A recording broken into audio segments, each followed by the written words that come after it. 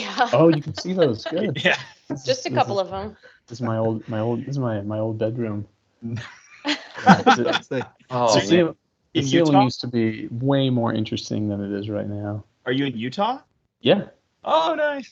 Yeah, I'm in Utah. I'm at my parents' house. My mom had a shoulder replacement, so Oh, jeez. oh man, it's tricky. We had a assistant come to the house to help us with in-home antibiotic infusion, which is like, oh, it's all scary. Yeah, she has like a PICC line going through her veins up to her heart, which I guess is really common. But Yeah, my dad had that. Everything yeah? worked out okay. Yeah. No, like Yeah, a couple times actually. Did you have to do infusion? He had to. Yeah. I didn't have to do it personally. Like someone would come to the house, but That's yeah. cool. Yeah, we're gonna be able to do it, but oh Yeah. man, it's like, yeah, it was a little, just when you don't know what it is, it's terrifying, you know. It's scary, yeah. Yeah.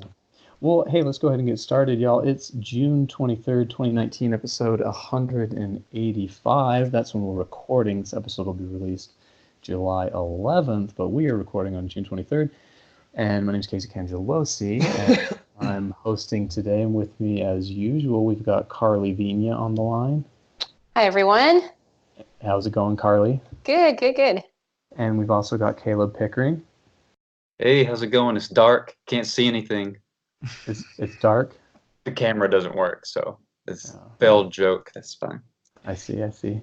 Well, all right, we better move on to Brian Nosney then. Hey, guys. You got a LaCroix joke or what? I do. I mean, you can say no. It's always okay. No, man, I'm prepared now. I have a list. This is how sad my life is. I have a list ready for you guys for this. Can we have one? Here's a good one. LaCroix tastes like if you were drinking carbonated water and someone screamed out loud the name of a specific fruit in another room. I don't know why it's funny. It's so dumb. But I know the fact that we all like LaCroix too, and yet we still love these things making fun of it. I don't know. Well, they're all like abstract and very weird. Well, I don't know. They're always, they're never very literal about the actual taste of it. Right. Mark is really regretting being on this podcast at this point. He's like, what have I walked into here? It's the worst percussion podcast in the industry, really. We're hoping CNN will pick it up, maybe Netflix. We'll see. Speaking of Mark, you guys, today's guest, he's a well-known, well-respected touring clinician, adjudicator, and author. He's written numerous method books, including ones you've probably seen if you've been teaching at all or you've been a student for any time, which is A Fresh Approach to Snare Drum, also A Fresh Approach to Mallet Percussion. These are two of the world's best-selling beginning percussion methods. Mark's teaching experience includes 18 years in Texas public schools as a percussion instructor and band director at middle school and high school levels. He was previously percussion captain head for the Skyriders Drum and Bugle Corps. This was 85 to 91, and he's currently the director of internet activities for a little company you might have heard of called Vic Firth. Have you guys heard of that? So, like, what do they make? Salt shakers, right? Yeah. So anyway, how's it? Pepper mills. Yeah. Pepper mills and shoes. How's it going, Mark Wessels? Nice to have you. Well, so nice to be here. Actually, my job changed last year. So I have a new job title, and we did a little restructuring because most people know that the Zildjian company bought the Vic Firth company before Vic passed away, maybe 6 years ago. Mm-hmm. Yeah. So we have been operating autonomously for quite a long time, but last year we consolidated the marketing departments. So my new job title, wait for this, is the Global Director of Education and Content Strategy. So I think I pulled. So you get more zeros after your your pay stub. That's you get more zeros on the pay stub the longer your title is. I'm pretty sure I pulled your bio from Pearl website because you're a Pearl endorser, right? Yeah, that's been a lot of years, but right. So there's a lot of bios floating around. I was just imagining an argument, Pearl saying, "Oh no, we refuse to update your Vic Firth activity because we don't." I don't have a bio on Vic Firth or Zildjian, so you have to go to where you have to go to get my bio, and a picture that's probably from 20 years ago. So there you go. Well, I found maybe a good way to start. I found a really nice article you wrote on, I believe vicfirth.com, and it was called something along the lines of, "So, are you interested in self-publishing? And here's kind of how you do it." And I know Brian self-publishes, Caleb has begun self-publishing, I'm self-publishing, and yeah, how are you such a successful self-publisher? Tell us about it. Well, I'm so successful because I got in it really early. It's kind of like buying Bitcoin before anybody knew what Bitcoin was. Right. I want to say that in the 90s, right after the Mac was introduced, I talked my wife into saying, yeah, I talked to her and I said, we have to buy this computer. I have to spend $8,000 on a computer and laser printer because I'm going to take my book and I'm going to self-publish. And nobody knew what that was back then. So the benefit of actually getting in really early is probably 90% of my success. I don't know that if I published my first book today that I would be as successful because there's just so many people doing it, But anyway, Well, it's what year was it? You said you did that with the computer? It was probably 88. Because I'm just 89. I'm just thinking that the big push in a lot of ways for self-publishing was the internet. That finally gave everyone the connectivity to be able to reach a global audience. So for you to be doing it that early when the internet was not really a thing at all in terms of the general population is really something. Well, it was actually predating the internet because Right. like the laser printer came out. And that was the first time that we could, other than dot matrix, we're talking really, really a long time ago. I bought my first computer, bought my first Finale 1.0, $750. I bought PageMaker. I want to say that was further along, 2.0 maybe, another $750. And then Finale came with a stack for the old people in here, a stack of instruction manuals that I carried with me every time I traveled, and tried to learn the ins and out of that crazy software package. Yeah, that was a rough one. Like the first finales were rough. there was no other options back then. Pioneer music. Yeah. So like that very first ability to write something, take a graphic and put it within a page layout and actually form what looks like a book. I actually had the book before that, which I had to do by hand, that I with a typewriter typed out a paragraph and then manually wrote the manuscript, cut that out of a sheet music thing, taped it in. Those were the really early self-publishing days. Oh man. Yeah. It was awful. I do remember like the old refresh rates. It was almost like you were telling it to render a video. I mean, it took so long to keep all the notes there. Yeah, I think. Well, I remember I spent the extra, I think it was $800, the extra $800 to upgrade the computer from the standard 2 megs of RAM to 8 megs of RAM. That was a big deal. $800 it took. So, Yeah. that was big stuff back then. Sure.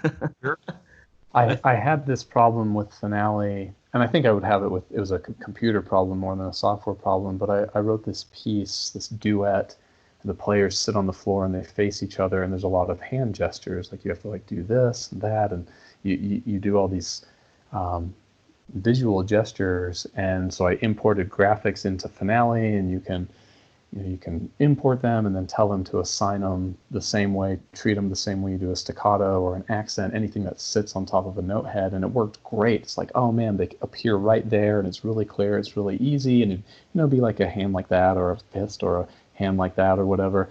This works really well on an audio podcast, by the way. Well, if you're watching on YouTube, you'll see. Yeah, that's what we have. We have the YouTube version.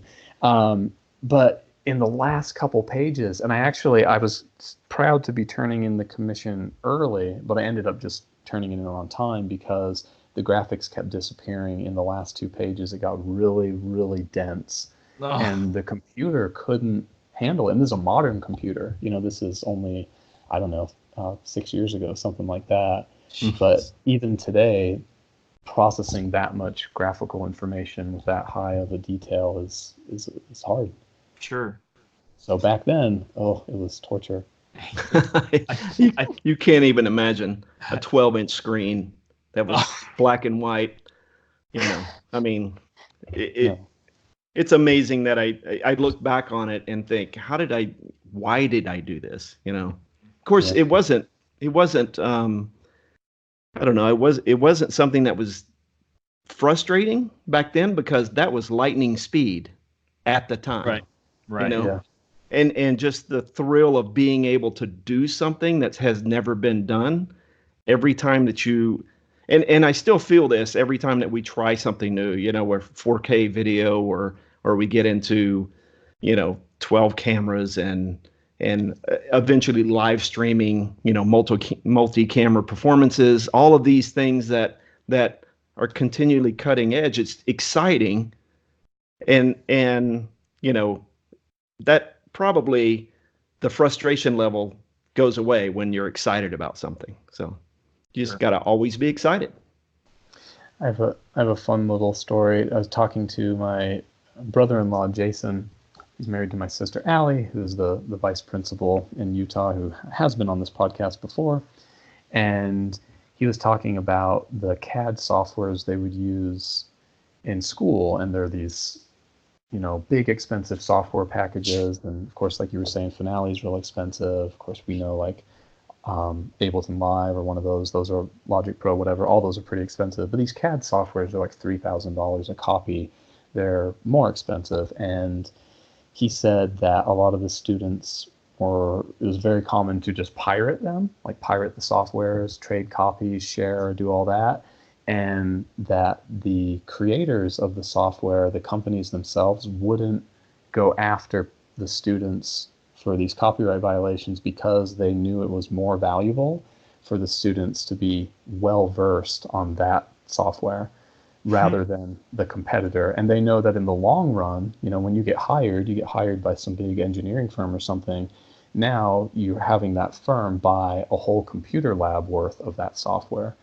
So yeah, it's way more valuable to have the people trained on the particular software. And I've definitely felt that way with Finale. I've got all this time on Finale, and I know Finale, and people will say, oh, well, Sibelius is like better or whatever. It's like, it might be, but nothing will replace the time that art is sunk into. Like, that time is so valuable. Like think of a software you're really, really versed in. Like, man, could you put a dollar amount on all of that? Probably not, Well, and I used to use Finale until Sibelius was really savvy about their business model and did the whole, if you can prove you're a Finale user, we'll give you Sibelius for $50 if you send us like the first 2 pages of your instruction manual or something like that. And so I was so frustrated with Finale at one point for whatever reason, and so I switched over. And every upgrade ever. and I would never upgrade. I would wait until the upgrade actually had things that I wanted. And I was like, okay, that's worth me paying the whatever and stuff. But it's funny because my wife uses Finale because she does a lot more things like you do, Caleb or Casey, with like graphics stuff. She does a lot of like Shankar analysis and stuff where Finale's really good at that, and Sibelius isn't so good. So we've had our friendly debates about it. At the end of the day, I always tell the students, it's like just pick one. At the end of the day, they're just tools. They pick one. If you like it, go for it. That's great. Both of them will do the job. Yeah. So I missed this. If you said it already, Mark, are you still a Finale user? Yeah. I haven't touched into Sibelius. I don't do a lot. I do a lot of the learn the music stuff that we do with drum corps and transcriptions with drum set players. So and then I'm still working in Finale for my books, but I don't write big compositions, so I don't have to have like insane knowledge. I just know exactly what I need to do and just enough knowledge to make that happen. And then every time they upgrade, I have to figure that out again. Like, where did that shortcut go? What are they calling that now? Every time. Well, and that's like that's become kind of the standard now. I mean, especially with the subscription model. Like if you look at like a Pro Tools or Sibelius or any of these softwares now, you're going to pay a subscription. You're not going to buy it outright. And then when these updates come, they're just going to happen all of a sudden. And to me, that's really frustrating because especially if I'm in the middle of a commission or if I'm in the middle of marching band writing and all of a sudden I open Sibelius and whoa, why is everything changed? I don't have time to learn new stuff right now. I got to crank stuff out. Like, Right. It's an interesting time with this technology. We're definitely in a transitional period, I think. No. Technology as a whole, I mean, just over the 25 years that I've done, is always in transition. Don't ever think that there's a light at the end of the tunnel, because it will never happen. Good point. Good point. Carly, I think you have something. Yeah, Mark. So aside from all the crazy publishing challenges that you might have had in the beginning, what originally inspired you to begin writing these method books? Like, was there something that you felt was missing from what was available at the time? Yeah, and I think that's what I've learned that's common from all of the guys who did something, whether it's Vic or Neil Grover or any person that developed something. It was a frustration with, I can't do what I want to do with what's available here. Like I was at the time that I started writing it, I was a sophomore in college, actually, and I was teaching, like 5 kids a week at a middle school, or 10 kids, and I was using the common things that I grew up using, and music education had changed enough that reading became kind of important. Like, and as dumb as that sounds, but back in the early 80s, like reading wasn't that big a deal. It was a lot of rote teaching, and that was just kind of music education. And here's what it is, and as long as the kids had the chops to do what it took to play the music, it was fine. And then like as it came or as it developed, being a proficient reader, especially on snare drum first, and then even keyboard, like that transition from you're not a percussionist unless you play keyboard. Like I lived through that era because there were many parts of Texas where I was teaching that kids just played snare drum. They didn't even teach mallets. They didn't teach reading. They didn't teach, and that's what I grew up doing. And then I started teaching in the Lake Highlands, Richardson area, where there were a lot of honor bands and a lot of, really, really good programs. And, that was the first thing, is the kids have to read a lot. So I was trying to update what I was doing. And then finally I was just writing things going, you have to learn how to read these rhythms. I have to break this down this way because, the method books that I was using were not really making it happen. And then, like the real benefit, and I probably said it in that self-publishing article, is that you kind of have to own it, and you have to be willing to take criticism, and you have to be willing to change, not based off of my opinion is always right, but listen to others and change as it goes. So that was my early, foray into actually publishing. Had nothing to do with publishing. I just needed something for my kids to make them better. Mark, you mentioned getting into it early was important. And I know, how do you advise students today? Because they'll often ask, like, how do I get my stuff out there to people? And of course, I think I got into it a little early too. And I mean, my method is, well, okay, you should make a recording, and it means people are going to pay attention and they're going to pass it around and they're going to see it and they're going to share it. But yet sometimes I'm just amazed. I find something on YouTube that I think is just phenomenal, and it's got, 100 views, and I'm just confused. Why isn't this getting around more? Like what do you? yeah, it's like you said, technology is changing so quick, and it's just this like crazy fast moving wave. And if you don't get on it at the right time, well, you better find a different wave to get on, as people say. Like how would you recommend to a young person? Yeah, here's how you get your stuff out there. Well, I think and I would say this to anybody for anything, whether you're a drum set player and you're trying to break into, I just want people to notice me, or, from concert percussion to marching percussion, we all have that fear that we're too late. We're not really getting in it at the right time. I tend to view things that everybody has a very individual voice, and your voice needs to be heard, whether that's heard by 25 people or 100,000 people.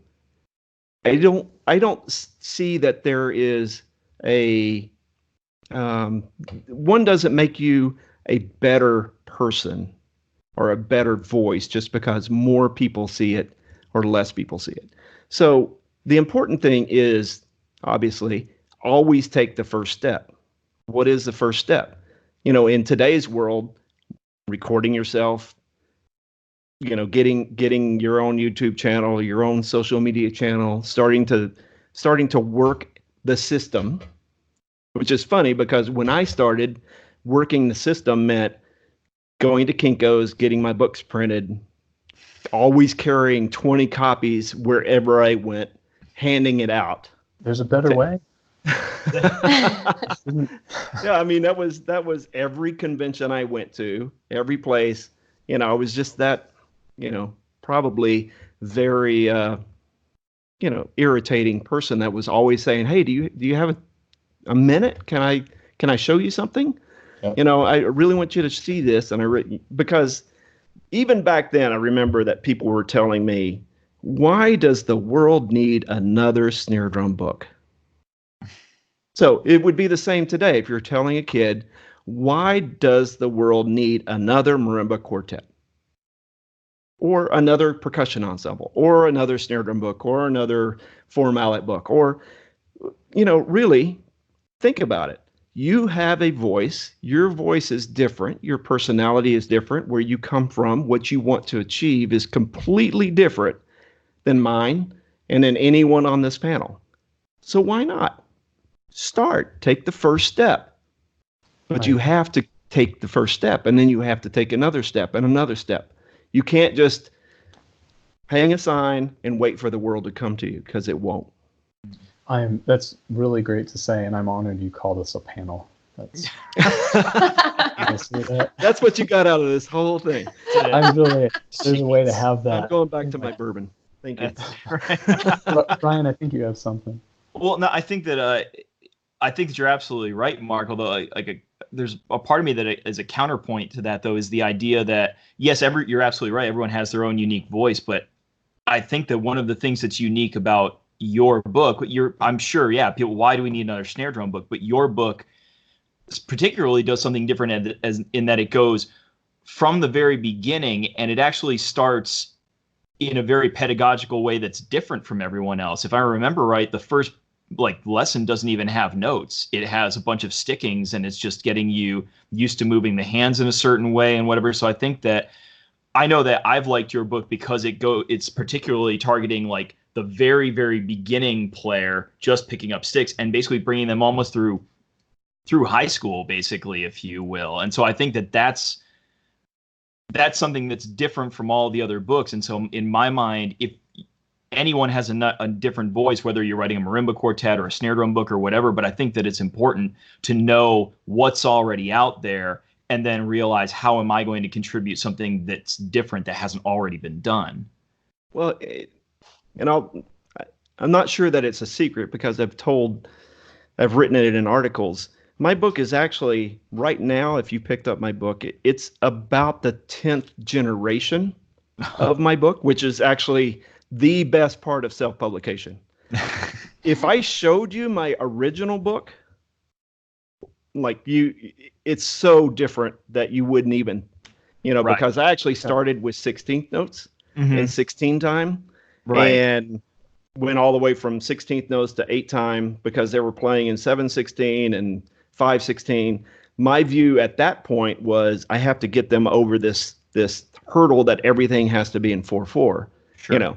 So anyway, the point of that is that every step along the way, I took the book, I listened to people, I used it myself, and I always had that opinion that there has to be a better way. There has to be an improvement that I can make in this.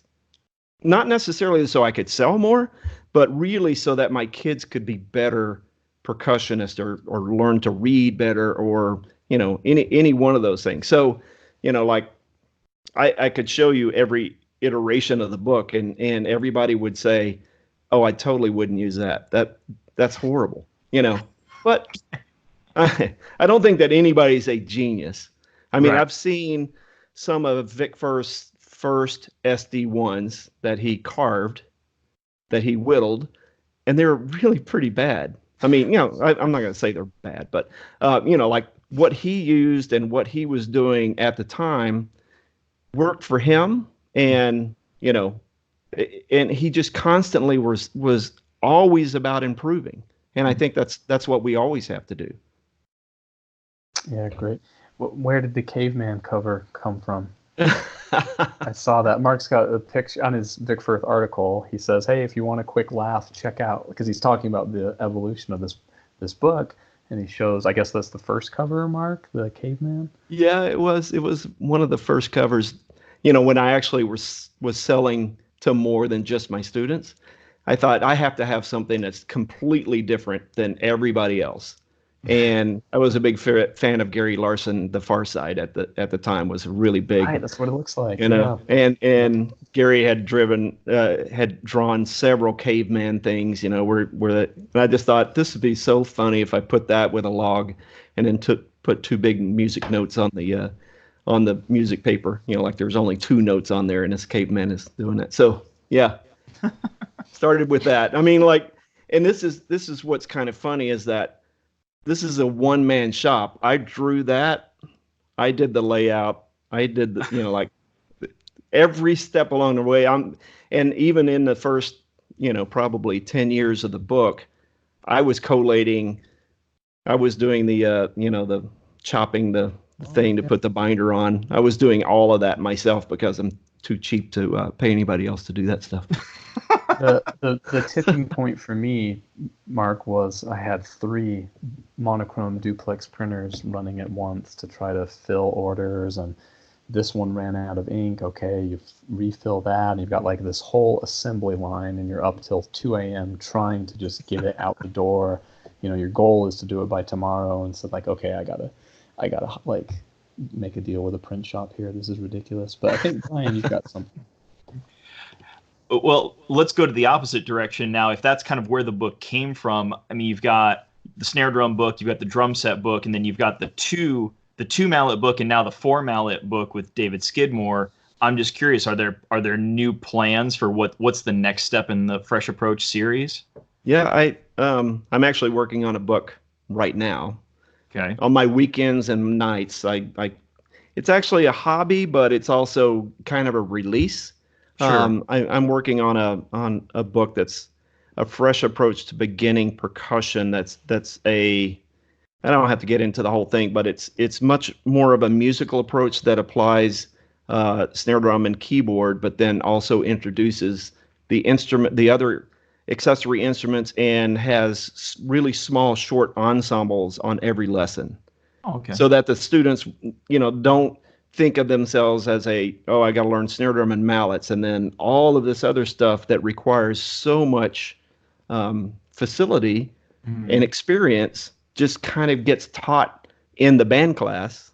Right. That it's a whole nother idea. So I'm working on that book. I always have 3 other books in my head, which makes it really tough to sleep at night. Sure. Because like you guys, I'm sure you always have that next thing that you're thinking about, the next direction you want to go. So yeah, I'll be publishing until I'm dead.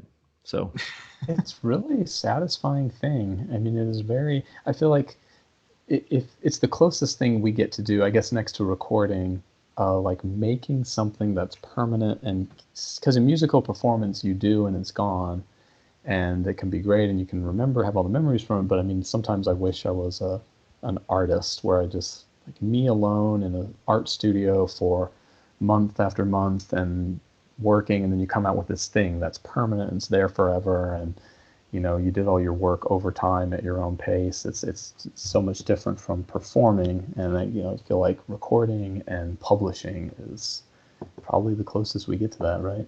Right. And I do think that I encourage people all the time. I'm not enough of a businessman that I discourage people from writing. I think we probably all should, if we're publishers, make that a more difficult thing. But the satisfaction that I get about what you said, Casey, on finishing something, having something very tangible, and then having other people be able to experience that. It's almost like writing books or, like you said, artwork. Well, and I love the aesthetic, and I've always liked notation. I was like a kid thumbing through a notation book, and we take it for granted today. Back to talking about Sibelius and, say, Finale. Students today, man, like, do you know when the stem direction changes? Mm-hmm. Do you know? There's so many rules that, and it always is exposed when you ask them to write things by hand, and you just see, like, do you know the note head goes on this side during that point? I mean, there was a time when you had to look up. There's those little Alfred Publishing handbooks, and there's like a little pocket dictionary, and there's a notation dictionary, and it's like, which on the sharp symbol, which line is higher? Is it this one or is it that one? And you really notice it when you do it wrong. Anyway, it's just, Right. Notation and calligraphy and manuscripting is, I think, really, really fascinating. Brian, I think you? Well, I going off that, when I was in undergrad, I took a jazz arranging class, and the teacher was, his gig beyond teaching that was he was Arturo Sandoval's head arranger. And he required that every chart we did, the very first one was always for a small combo. Everything had to be handwritten.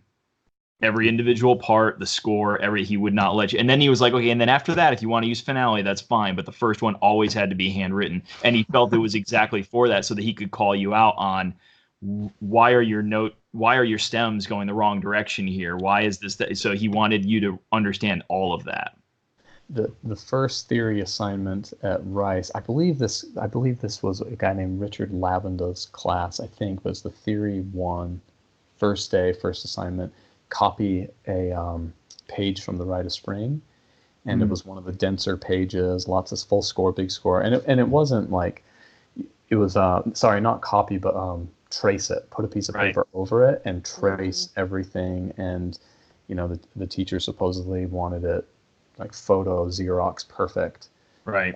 But of course in pencil. And of course the goal is just to get a sense of, okay, this is the treble clef, this is the bass clef, and just practice that over and over and over. I think it's a really good idea.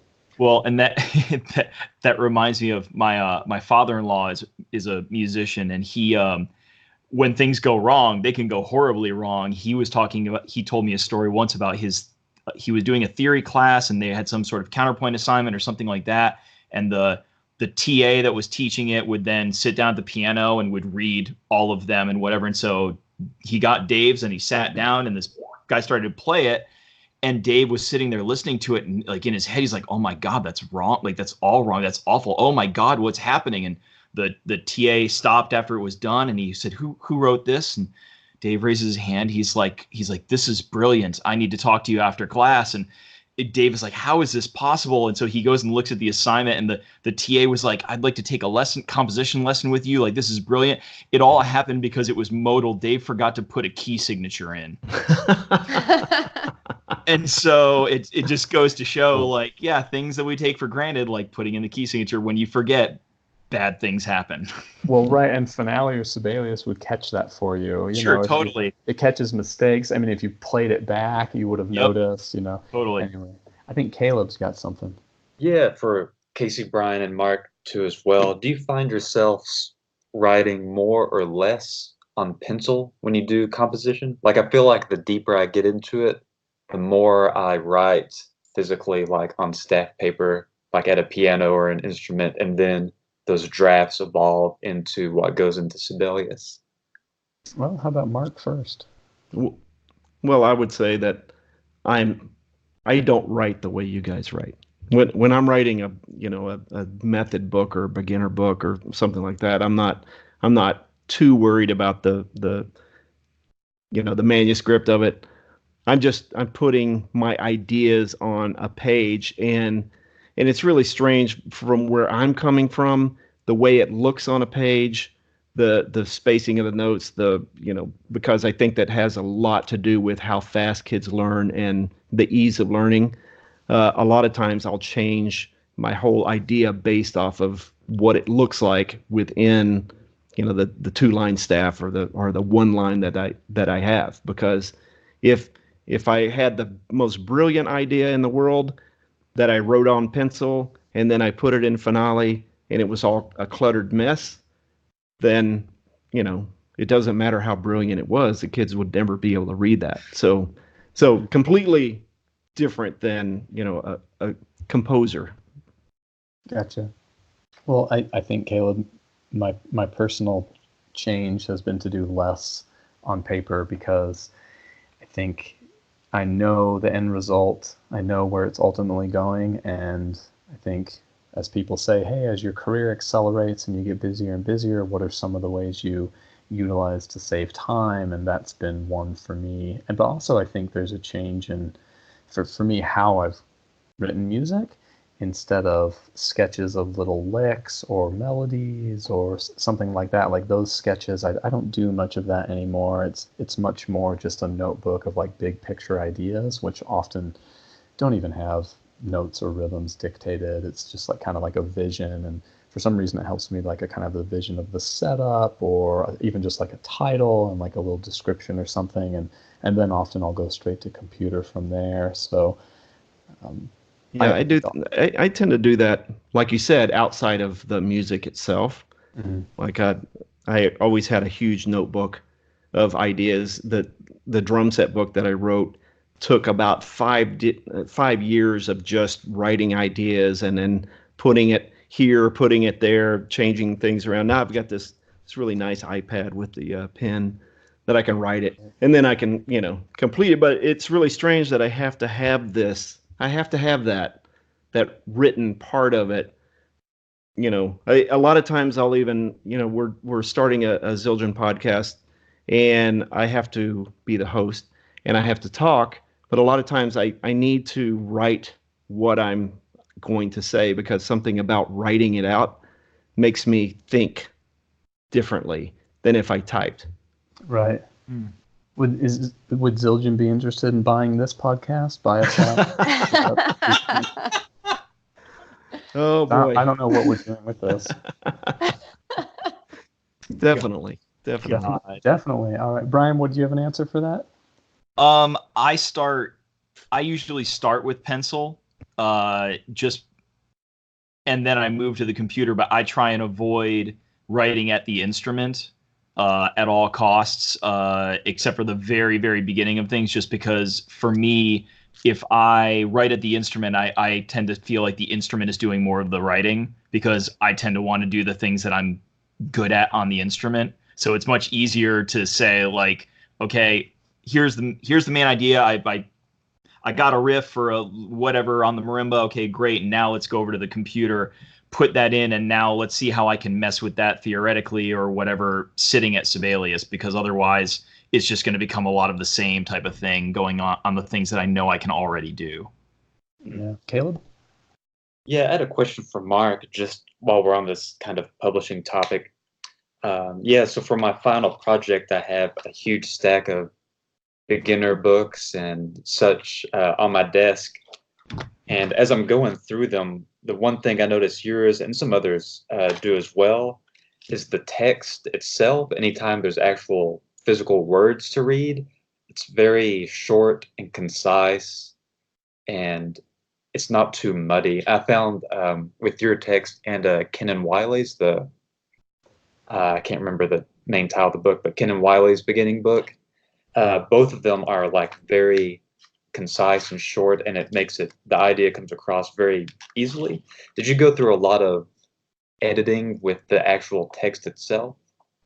Yeah, and that's that's insanely hard because you want to get your entire, and I would think that this is like with composition too. You want this big exposition of your idea. You want to drag people through a 20-minute, this is my idea. Everybody buckle in because we're going to be here a while, and it's the same way. I usually have, I usually try to cut it down to the bare minimum, because what you have to realize, especially in the publishing world, and I do this the same way in with all the videos that we do with Vic and with Zildjian now.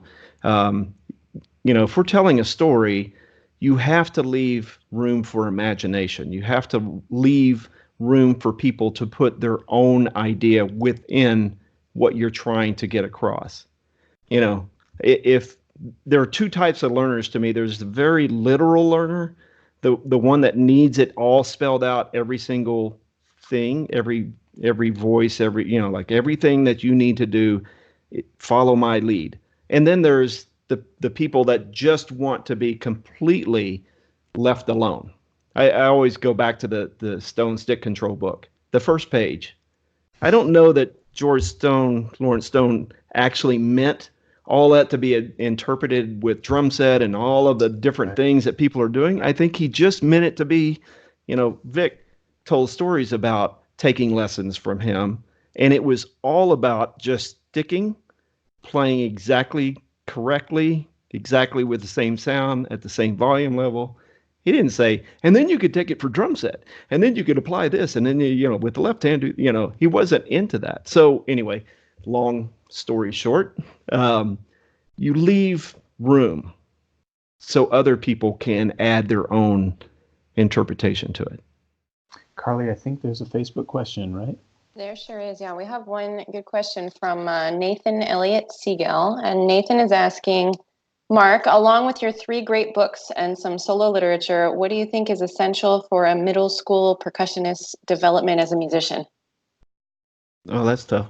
4 great books. Four great books. David Skidmore's is absolutely necessary. The consummate businessman right there. We'll send Nathan a message. No, I think it's it's really interesting because everything is based off of your environment, where you're at. I travel the world a lot now, and I talk to teachers from around the world, especially middle school, beginner teachers and different things. It's all based off of what environment you're in. So I live in Texas. Obviously, Texas is a really big marching band state, but it's also a really big concert band state. So, what you have to do in middle school for preparing a student for high school in Texas obviously is going to involve a lot of, kind of drumline type exercises, maybe getting the kids on tenors and all that kind of stuff. But it also involves what I think, is incredibly important is that creative aspect of performance within ensemble. I think, I'll draw one conclusion. I remember when my daughter was 6 years old or whatever, and I took her to our first soccer practice, right? And I'm not a soccer player. I don't know anything about it, but took her to soccer practice. They spent 30 minutes kicking the ball around, and they said, okay, next practice, first game. And I was like, they don't even know which way to go. I don't understand how you're going to have a game on your first, your second day of playing soccer. And, here's your uniform, in the excitement of the kids getting their uniform and, and getting ready for the first game, show up to the game. There's kids picking weeds. There's kids kicking the ball the wrong way. I mean, it's a cacophony of craziness, but they're having so much fun. I tend to think that in music, we do the opposite, where we start a kid out and we go, okay, here's how you hold the stick. No, let's talk about all the different things that happen to hold the stick. And then we we have 6 months of training before we ever even get to play music, right? So, like, what does that do to kids with wanting to succeed or want to play and want to just have fun making music? Are there, and I'm talking to myself because I think there has to be a better way. There has to be a way that we're getting more kids just enthralled in making music. And maybe the way that we were trained, maybe the way that we were doing things is not the best way. Maybe the little kids rock concept, and I don't know if you guys know anything about it, maybe that's the best way. Get kids playing music and having fun playing music. And then we can teach them the other stuff. But, back to the question, I think making music is a big priority. Even more so than I got to get through this method book. I got to get this tryout out under the way. Solo and ensembles coming up. XXX. Like we got to fill the calendar full of stuff. Are they having fun making music? If not, I think we're missing the boat, right? Of course you're right, and I bet everyone, if we asked everyone on this panel, I'm gonna call it a panel because it's allowed now. If we asked everyone here, they were always making music. So you had your lessons that were really strict, and you're reading music, and you're doing little theory rhythm exercises, and you're learning how to hold. But then you also had your punk rock garage band, where you were like I bet everyone, at least everyone who's like still doing it today, had that encouragement somewhere. So yeah, you're right. Like, what about the kids who don't have that resource? I meet students all the time now who, I say like, so what was your garage punk rock band called? And they're like, what? I didn't have a freaking punk rock garage band. Like, what? I thought everyone had that. Like, what was your outlet in middle school? And that's and that's what we're missing, I think. Yeah. In this era, there's garage band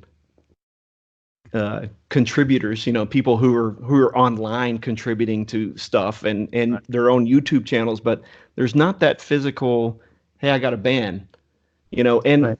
And what are we missing as concert percussionists by not having bands and not having opportunities to make music before that they can read all of this and they can play all of this? I was talking to Josh Quillen one time about, what if we came up with some type of contest where we made it we got an ensemble together that was just 4 players for 4 instruments, and we scored it out, but you can completely interpret it any way, and it could just be a very beginner level thing. And then we asked everybody to go find some instruments, find pots and pans and pipes, and I want every single person that turns in a submission to have a completely different interpretation of this little ensemble. So still something that's on the top of my head, like, how much fun would that be? Yeah. That you just turn 4 kids over into, they're finding sounds. It can always be drum circle, right? Like, probably all, like, didn't you all, it's like, your band director, like, there was nothing urgent to do, and in your percussion hour he would say like, yeah, sure, go ahead, do drum circle, and he'd hide away in his office and we do drum circle. I don't know if people still do that, but that was an outlet. Sure. Yeah. Brian, I think you had something. Mark, I was just curious, you wrote the first 3 books, and then David Skidmore wrote the 4th one for the 4 Mallet stuff. I'm just curious as to, like, can you talk a little bit about that project, how it started, how it came about? Was it your idea? Was it his idea? Well, first of all, David was a student of mine. I won't say he was a student of mine. I was a band director, and he was a percussionist in my band. He had a private lesson teacher. But anyway, I connected with him, like you connect with kids or certain individuals back when he was in 8th grade. Like, wow, this kid is special. And so anyway, we all have always had that connection, as he went through college and at Yale. And, I was going, hey, man, we need to do something together. But the early idea, and this has probably been 6 years in the making, was actually an idea that I had with Bob Ansice, and I were talking at one point about how percussionists learn. And he was really kind of upset that, you know, we learn completely different than violinists or pianists learn. You know, they have so much literature and they're constantly playing new pieces constantly. We have this mentality that we need to work up a piece and we need to spend 6 months working on a piece to be able to perform it.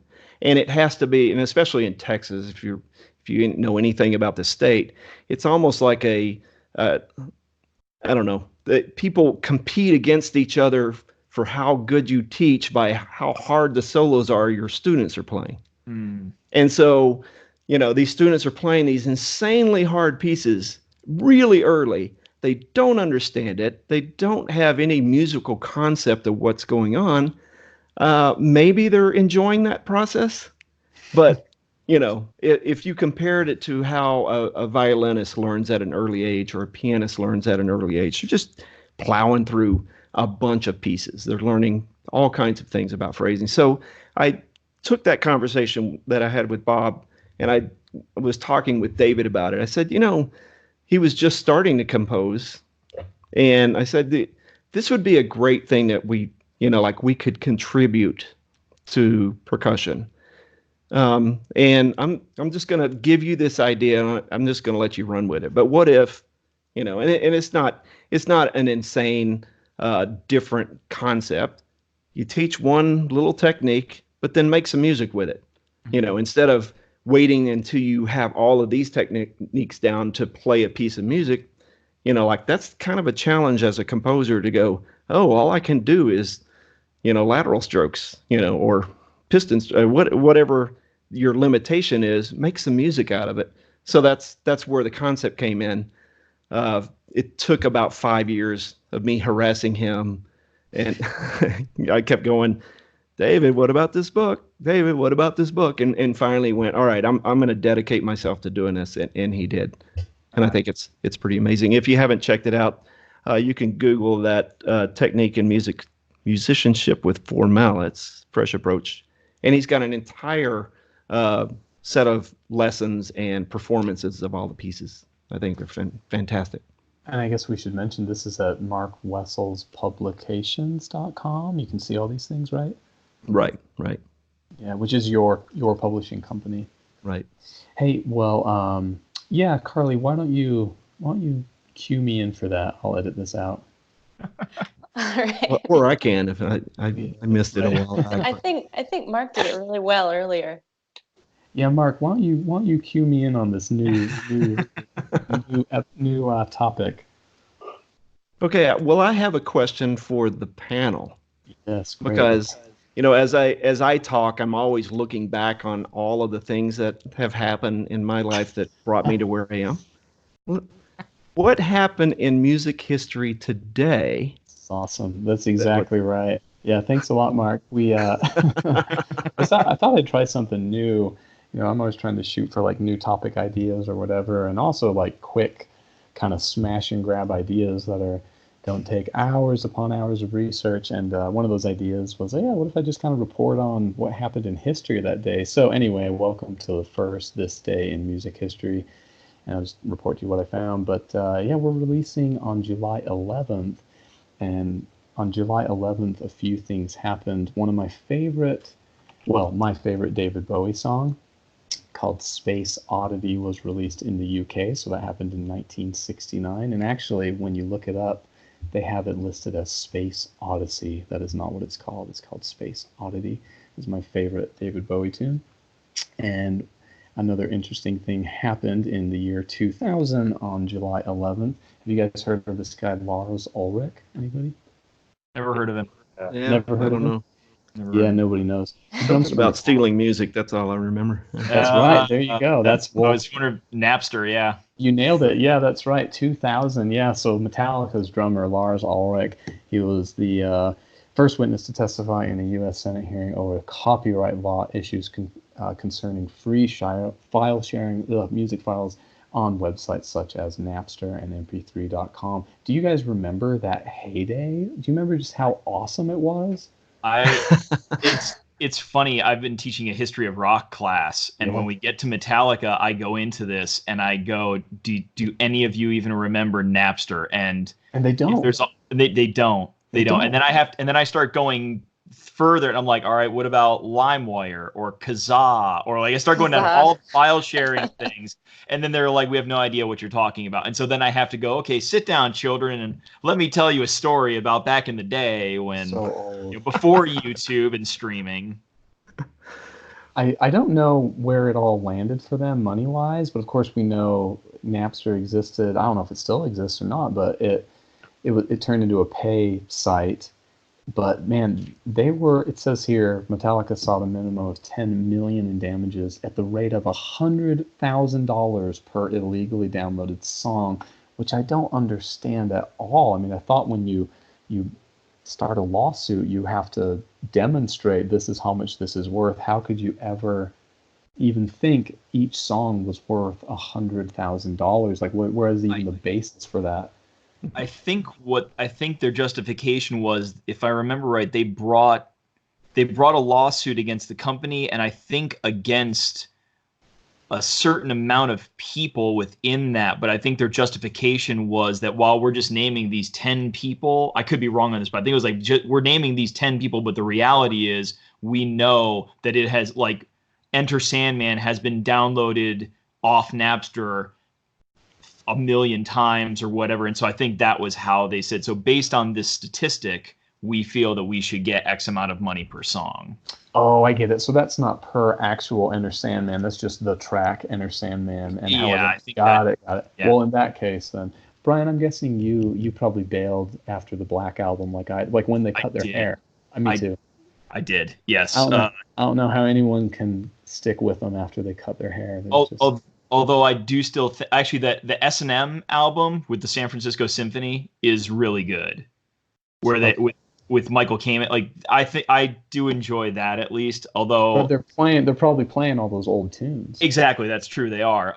But if we didn't have all those new stuff, we wouldn't have one of the greatest YouTube videos, which is I think it's Master of Puppets, but with the Saint Anger snare drum sound. Yeah, I've heard that. And with the Injustice for All snare drum or whatever. It's just so bad. Who does that? How do people do that? I don't know, but it's magical. It's just it's magical. Like, for people who don't understand, they're basically taking one song and they're changing out every snare drum hit for another snare drum hit on a previous album, and it really changes the song so much, especially if you really have it in your ear, which, of course, Master of Puppets. Yeah, dude, we listened to that for over and over a bazillion times. I think, Caleb, you had something. Yeah, I remember. I might be the last generation of Napster users, but I was young when it was. But do y'all remember this program we were just talking about taking snares in and out? And we used to use it all the time in, like, again, this middle school, high school punk rock garage bands. But it was this program where you could download the tune, like, without the drum track in it. I don't know this program. I've heard of that type of thing. I didn't know there was a program that would, like, so like algorithmically it would remove the drum track. I don't know how it worked. I know my buddy had it, that he played guitar with us, but he would have this thing, and it was like he would have these metal tunes, and he would take out, like, the bass line, or he would download it without the bass line in it, and then that would be for our dude to practice with. And I don't remember what it's called. I think about it, like, every so often, but I didn't know if anyone remembered. I don't know what that is. That'd be way useful. I know when you see, like, let's stick with the Lars Ulrich, like when, actually, I don't think he has videos like this. Say some drummer, when you see a drummer, like, playing to their own band's tune, I assume they've got the studio tracks and they've got all the legalities are on their side. Da da da da da da da. Mm-hmm. But or they're just playing on top of everything else, or they're just playing a lot more notes than he was allowed to play. On the actual recording. Yeah, or that. They're like that on top of it. Oh, that's interesting. I've seen that. I've seen that program, and a lot of it was just sonic editing, to eliminate, because to get the rights to use and to actually get the individual tracks is crazy hard, and to get the rights from a real record label is insanely hard and expensive. I mean, we fight that all the time, everything that we do on the Vic First site or Zozen site. Right, right. Well, one other little drummer news in history in 2004. So there are two Ramones drummers. There's Marky Ramone, who I actually saw live play with the Misfits years ago. The Misfits were doing this hodgepodge put together tour, and they had Marky Ramone with them for a while. But they have another drummer, Tommy Ramone. And Tommy Ramone, he died of bile duct cancer at age 65 in 2014 on July 11th. And one interesting thing I thought that was really cool about him, aside from, of course, being a drummer for the Ramones, that's very interesting in itself, but he was born January 29th, 1949 in Budapest, Hungary, and his Jewish parents were professional photographers who survived the Holocaust by being hidden with their neighbors. Their neighbors hid them to safety, and many of his relatives were murdered by the Nazis. I had no idea that the history is that close. So anyway, yeah, Tommy Ramone died this day, 2014, and fun but sad facts about. Real uplifting. Thanks for dragging us all down. Thanks for that. we usually have a big drag at the end. Yeah, something comes up. This is the arc of your show, right? This is We start high. This is and we just it's all downhill, man. This is why Netflix won't answer my emails. Here, or Casey, apparently Zildjian anymore. That's right. Yeah, watch out. Casey, for you, I would imagine that if we could do one of those snare drum replacement videos, how great would it be if we could take Dream Theater's first album and replace all the snare drum hits with an actual non-triggered snare drum? That would be amazing. Yeah, I was gonna say I hate that snare drum sound. It's awful. Yeah. It's just, why is it? It's like so. There's so many tunes recorded in that era that have that really bad, that you would like a real drummer or real sounds to be heard on. Yeah. It'd be so interesting to hear them discussing, like, okay, how are we gonna, what snare drum sound do we want? Because it's such a characteristic part of the kit, I mean, it's such a characteristic part of the kit, and they tend to, keep that sound through the whole album. It's like a huge part of the characteristic of the album, but it'd be so interesting to be there when they're deciding, like, no, that needs like 18 times more echo. Like, who came up with that for that one, I don't like it. So you're right, Brian. John Whitman at Yamaha has a great clinic he does about just the snare drum within a song, and how basically the snare drum is the personality of a song, and how you should be selecting the snare drum for your drum set based on what is happening in the song and all sorts of things. It's really impressive. Well, and if you've ever encountered an album of a band you like or something where they have, like, they did these songs at this studio and it was mixed this way, and then they did this song at this other one, and then this one was something they recorded in their garage when they were kids, and they're proud of it and they wanted to include it. It's very, given that you're listening to an album start to finish the way people used to, it's really weird. Mm-hmm. Like, it does really change the experience a whole lot. Totally. Do you know the band Of Machines? They're like a heavier post-hardcore group. I know of them, yeah. Yeah. I think they only have one album, and I really like all the tunes for the most part, but the snare drum just sounds like ass through the whole thing. Like the whole album. And it's just, every time I hear it, I'm just like, man, it just sounds so bad, but everything else is all right for me. I swear it's got to be one of those things where you put your ears on something long enough. Like, I know when I'm mixing the percussion ensemble here or something, or I'm trying to decide what to do, I just start to lose perspective entirely, and it becomes so hard I don't even know what I like anymore, after a while. Mm-hmm. Yeah, Carly, I think you have a question for Mark.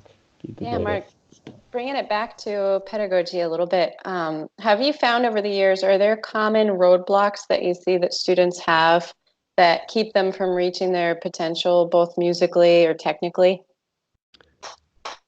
I wouldn't say, like, any roadblock that students have is our fault, I think. You know, I have that view of music education. First of all, is the goal that you're trying to achieve achievable? Are you trying to get a student? Are you teaching? Are you teaching trained dogs? Or are you teaching a student in a musical situation? I think is a real should be on the forefront of every educator's mind. I do think that there's, like it's like teaching history. There's a certain amount of road posts or signposts that we need to hit, to make sure that they're well versed in all of those things. But I do think that if we're so stuck on the road that we never venture off of the road to experience something that could bring more fulfillment or more enjoyment, especially in the musical situation, then I kind of think that we're teaching the wrong way. Like I say it all the time when people are talking about my book and saying, I can't get through it in a year. I've tried and I've done that. Like, what are you trying? Why are you trying to do that? First of all, anything that you don't like in it, just don't do. Do something else, or have fun with a single lesson and see how many experiments you can have by kids playing different instruments, playing different lines at the same time. I mean, you have to create this enjoyment factor that transcends. I have to get from my students from point A to point B by a certain amount of time. Otherwise, I'm a failure as a teacher. If that's your goal, which I know that's the goal of a lot of teachers because they're constantly comparing themselves to other teachers and their students, I think we get on this competition mindset. And this is from me not teaching in the public schools for 20 years. This is for me, like, hey, I've been out of this, so I don't have to be on that treadmill of making sure my students are as good as the next school over, or winning this competition, or call for tapes, or I'm not on that treadmill.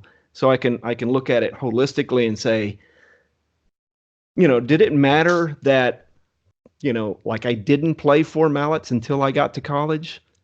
For me, did it matter that wherever David Skidmore was when he was graduating high school, did it matter that he wasn't composing at that time? All of these things are just mental. Yeah, we're just throwing too much garbage into the road of having fun making music. Just to play devil's advocate real quick, how do you where do you think the line of rigor needs to be? Because you do hear people say that line keeps getting pushed back because we have to do things like both public ed schools, high schools, middle schools, colleges, they have to recruit, they have to have numbers, which means the kids have to enroll, which means they need to have fun. And sometimes, as we know, that can be at the expense of maybe not the teacher's personal goals to feel good as a teacher, but as to what they know the students need to be successful in music. So it's like this. That wasn't really a question, but no, I get what you're saying, because fun is more important than rigor. And it was the same thing back in the old days when, what do you mean I got to teach mallets?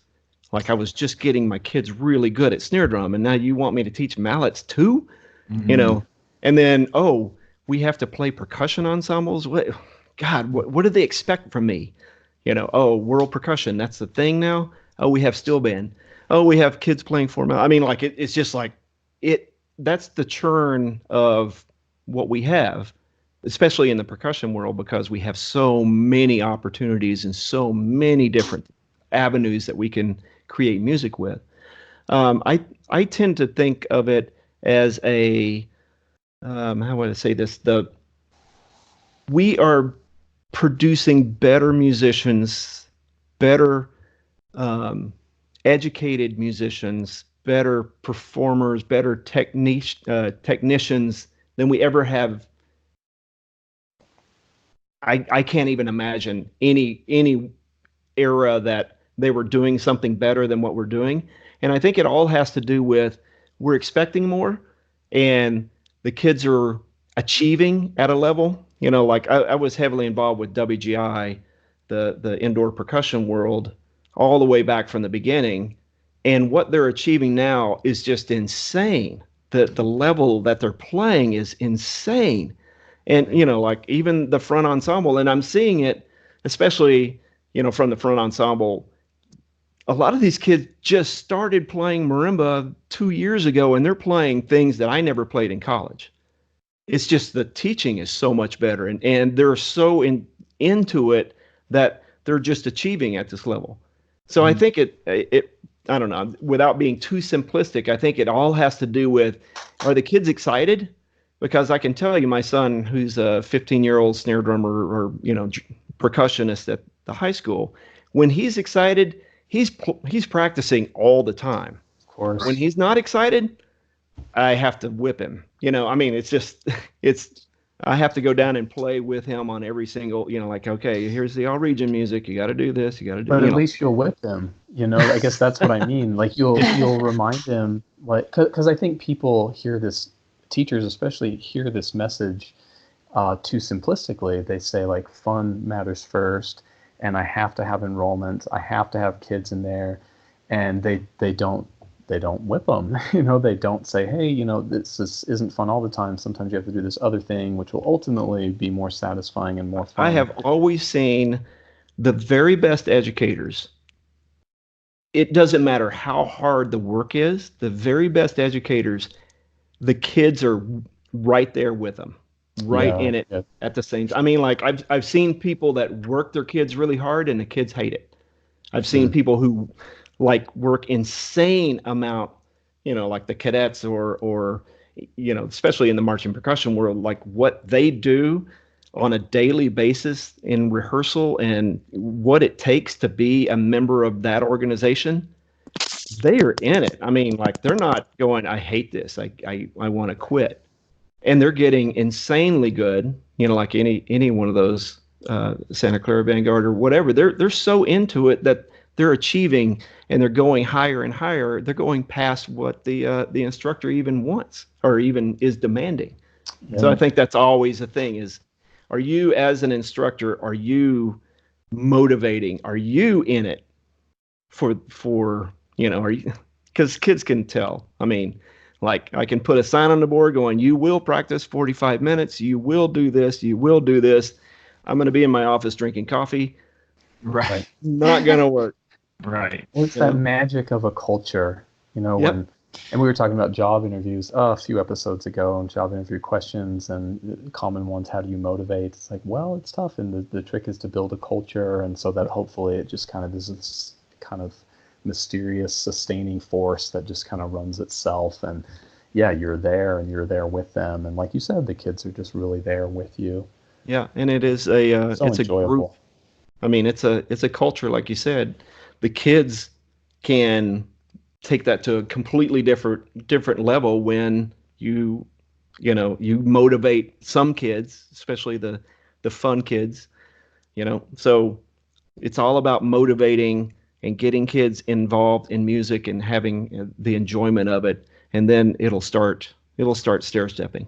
Yeah, it's the bug. People have had so many words for it, the culture, the bug, for sure. Well, that is a great place to leave it. Man, Mark Wessels, thanks so much for joining us today. It's really neat to meet you for the first time. Of course, I had seen the effects of you for a long time, and I've had your books, and it's cool to finally have you on.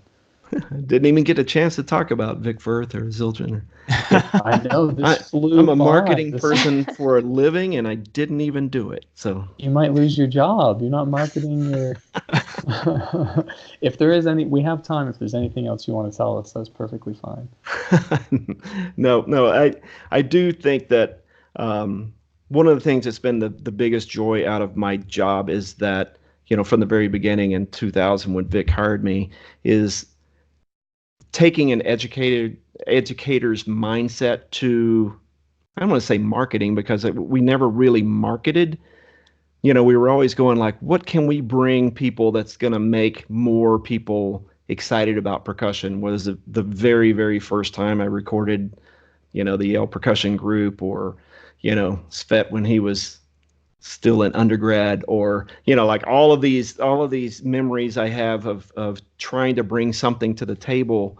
All of it has to do with trying to motivate people, to get them excited about playing, to bring the community together. And that's what the best thing about this podcast and other podcasts. The more you talk and the more you're surrounded with other influences and other opinions, the more you grow and the more involved you are. So I applaud you guys for doing this. Oh, thanks so much. And yeah, likewise, congratulations on all the great stuff you've been doing for everyone. All right, everyone. Thanks so much for joining us on 185. Carly, Brian, Caleb, we'll catch you whenever we catch you next. So thanks, everyone. All right. All Thank right, you. bye. Thank you.